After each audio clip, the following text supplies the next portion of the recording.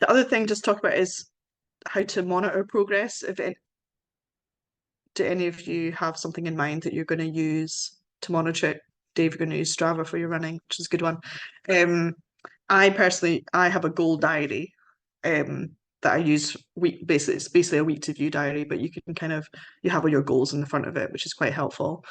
And it has a quarterly review built in to look at your goals. I also scroll on lots of bits of paper and write for my business anyway, and usually write a strategy document, which I then go through with my team and talk about the different things that we're going to do this year and how we're going to meet it, make sure everyone's in the loop.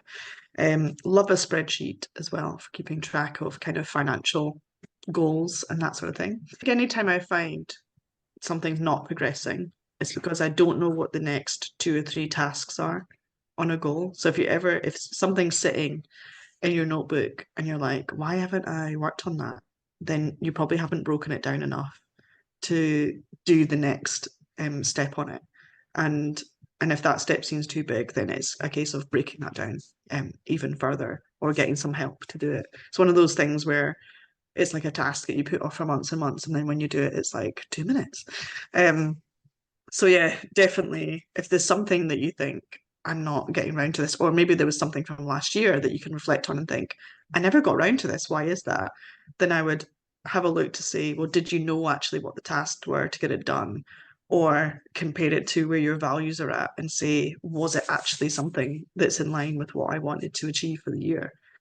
And that can be a good check-in thing just to do as the year goes on against those goals. I think the other thing to remember is there's going to be stuff that happens this year that you didn't know was going to happen that will eat away, take away time that you thought you were going to spend on other goals. So do also document that as it happens, because there will be other opportunities and other projects that you just don't know about yet. I mean, when we did the 3 goal workshops in January 2020, pretty sure my audience didn't realize we were going to be in our houses for like 6 months of that year. And a lot of those goals went completely out the window. But they still achieved other things during that time. So it's important not to be really rigid on what your goals are and also be open just in case other opportunities are going to come along, which technically then do turn into goals and do turn into things that are benefiting you personally or in the business.